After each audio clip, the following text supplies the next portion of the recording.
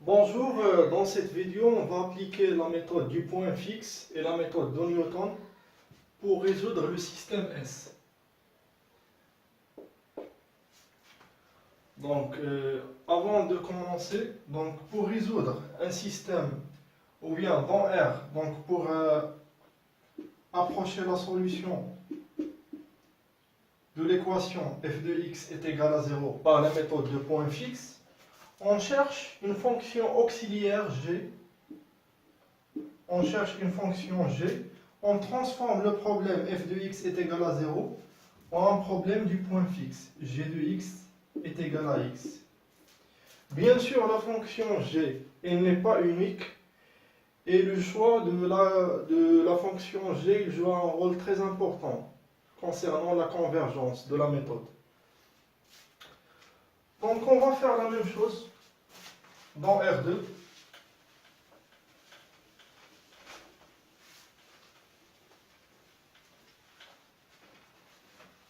Donc,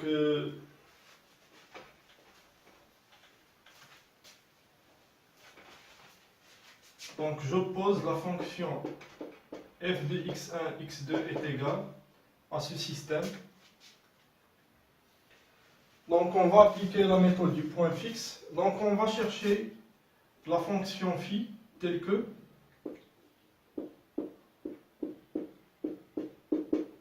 f de x1, x2 est égal à 0. Ceci sera équivalent à phi de x1, x2 est égal à x1, x2. Bien sûr, c'est très simple. Donc, dans ce cas, on va faire passer le 5x1 à l'autre côté, on va diviser par 5. La même chose pour 5x2. Ceci, donc, il est équivalent à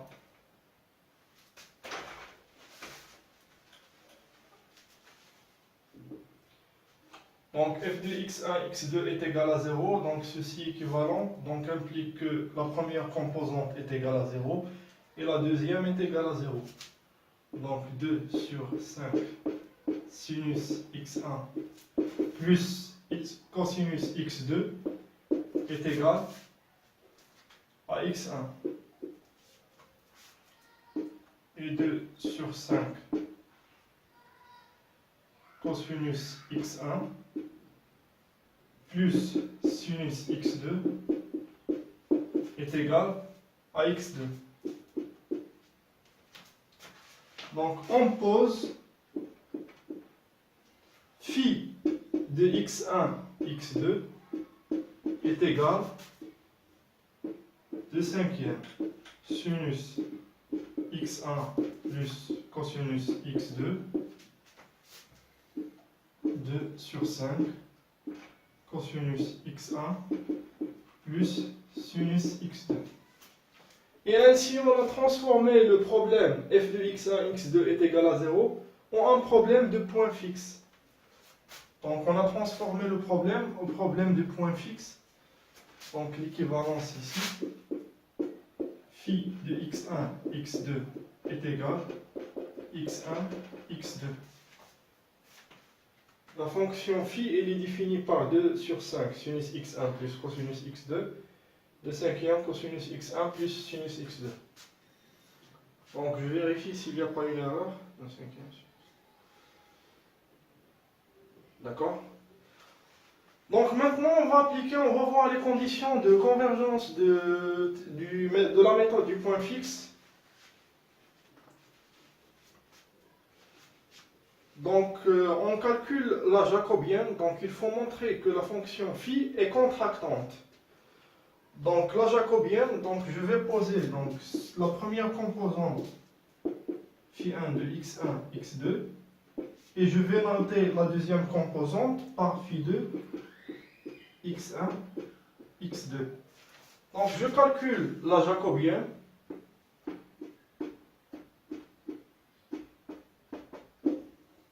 Donc la jacobienne, c'est la dérivée partielle de la première composante des phi1 par rapport à x. Et la dérivée partielle de phi1 par rapport à y. D de phi2 par rapport à x à dérivée partielle de phi2 par rapport à y. Donc maintenant, je calcule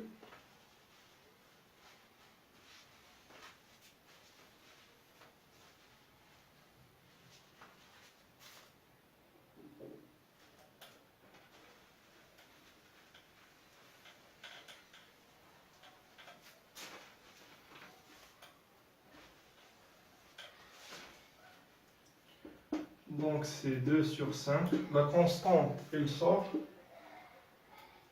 Donc la dérivée partielle de sinus x1, cosinus x1.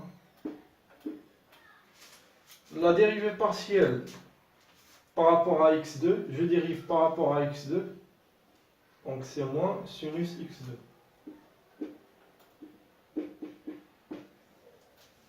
Je dérive par rapport à x1, moins sinus x1, cosinus x2.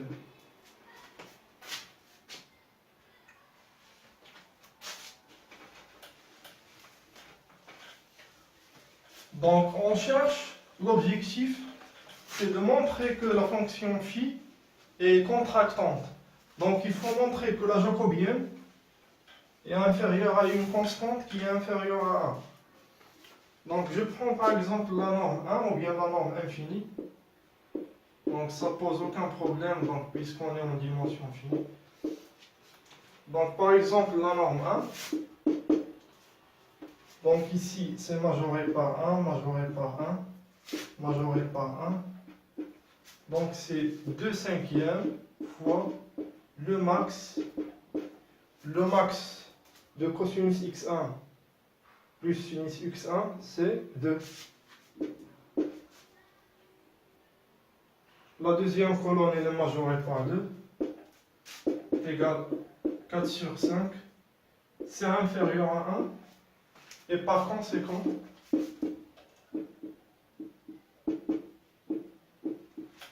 phi est 4 sur 5 contractante pour la norme 1 ou bien pour la norme infinie.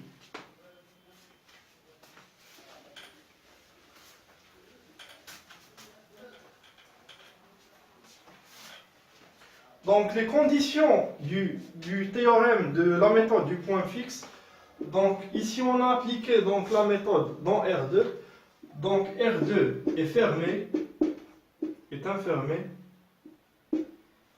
phi de R2 est inclus dans R2, la fonction phi est contractante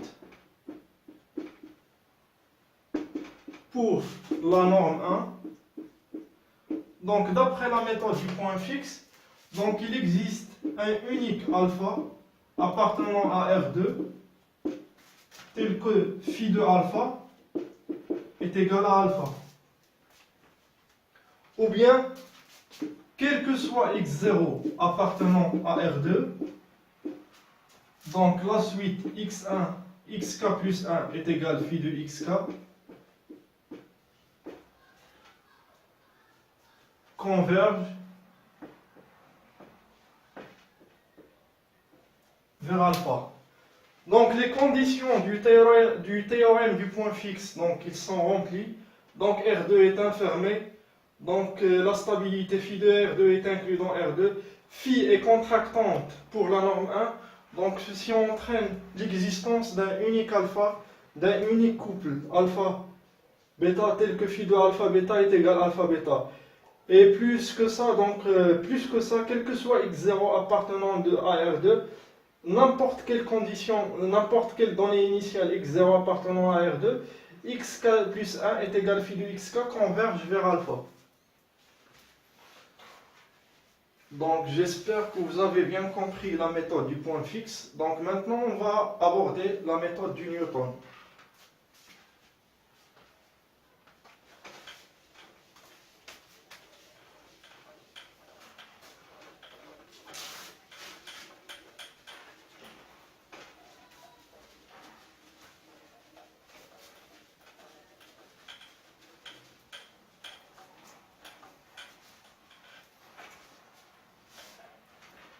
Donc, nous avons vu que pour la méthode du point fixe, donc pour résoudre f de x1, x2 est égal à 0, on cherche la fonction auxiliaire phi au g, telle que phi de x1, x2 est égal à x1, x2.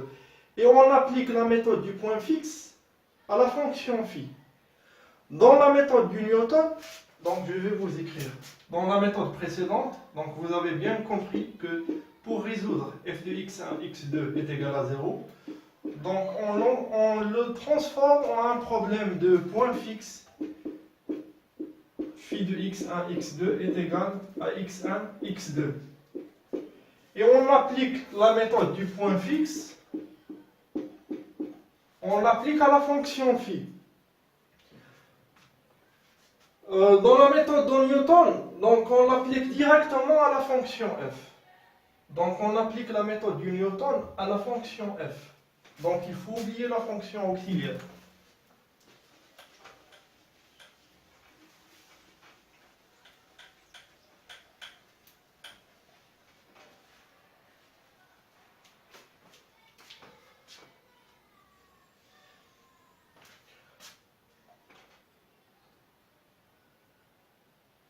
Donc en utilisant la méthode de Newton,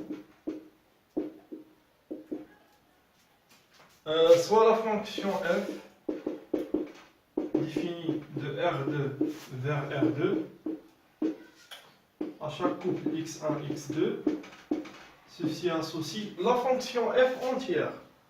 Donc on prend la fonction entière. Moins 5x1 plus 2 sinus x1 plus 2 cosinus x2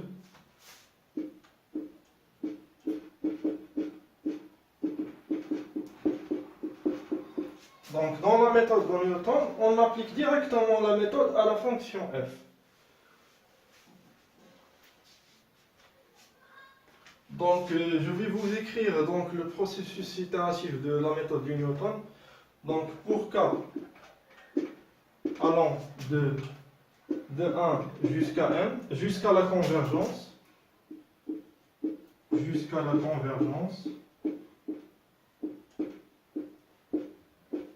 donc la formule c'est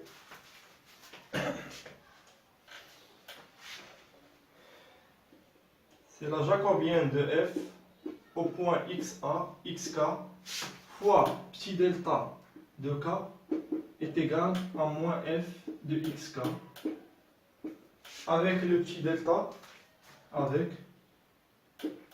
delta k est égal à xk plus 1 moins xk. Donc la méthode du Newton elle est bien définie si la jacobienne de f au point xk, si la jacobienne est toujours inversible pour n'importe quelle donnée initiale. Donc la méthode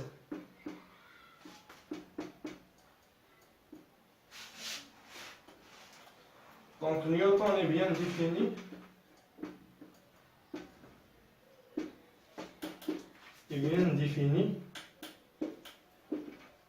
si la jacobienne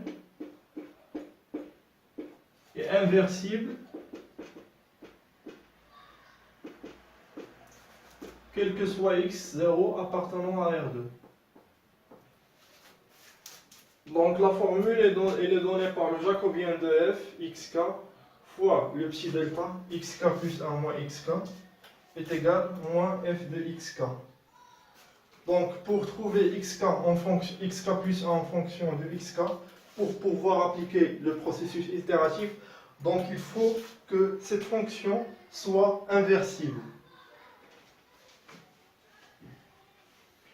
Donc la méthode du Newton elle est bien définie si la jacobienne elle est inversible. Donc on va calculer la jacobienne et là on va montrer que son déterminant est différent de 0.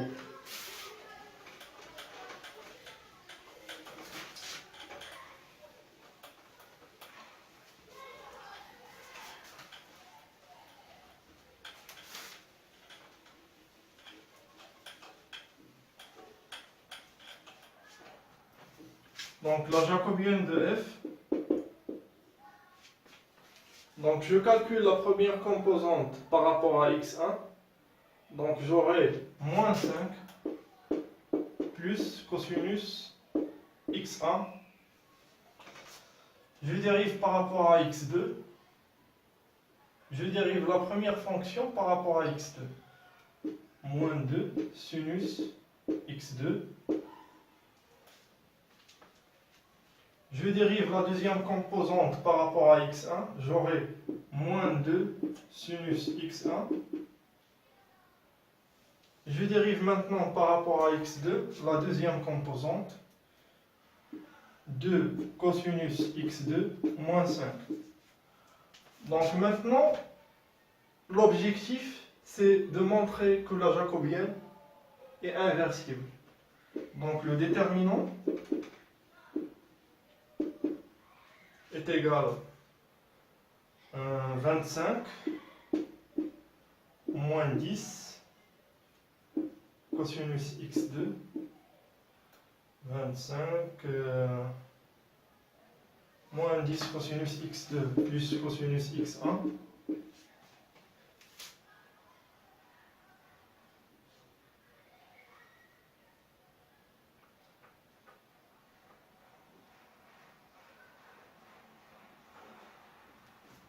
un instant s'il vous plaît. 25 moins 10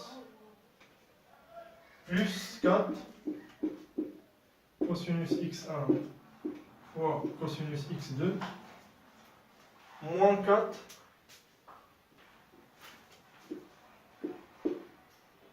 sinus de x1 fois x2.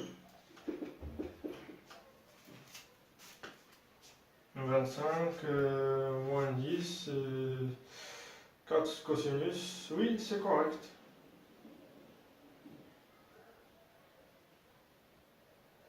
Un instant s'il vous plaît, je vérifie.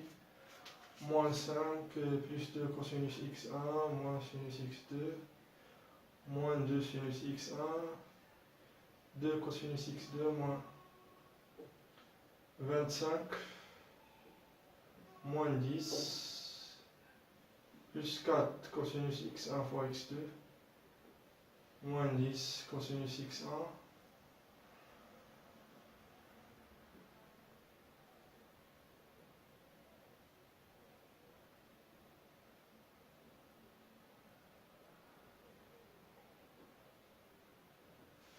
donc ici le cosinus de x1 plus le cosinus de x2, donc je peux le majorer par 2. Donc j'aurai 25 moins 20.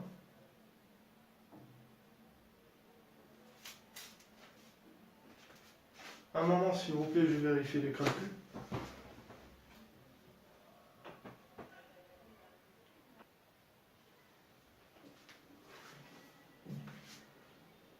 « 25 moins 10 cosinus x2 fois x1 plus... » D'accord? Donc c'est 25 moins 10. Oui.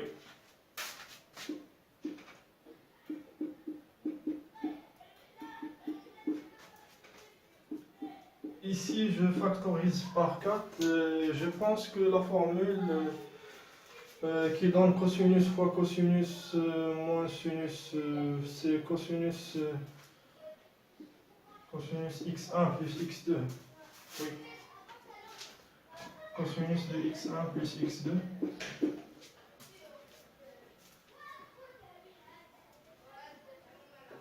S'il vous plaît, je vous prie de vérifier parce que je ne me rappelle pas de la formule. Je ne me rappelle pas s'il y a un cosinus de plus ou bien un moins. Donc 25 moins 10.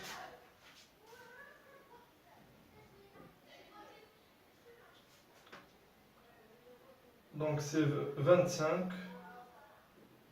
Donc je majore par 2. Donc ça c'est inférieur à 25 plus 4. Donc ceci je peux le majorer par 1. C'est un cosinus. 25 plus 4, 29 moins 10. Donc c'est largement supérieur à 0. Donc la jacobienne de f est inversible, quel que soit x appartenant à R2, quel que soit x0 appartenant à R2. Et par conséquent, la méthode il converge.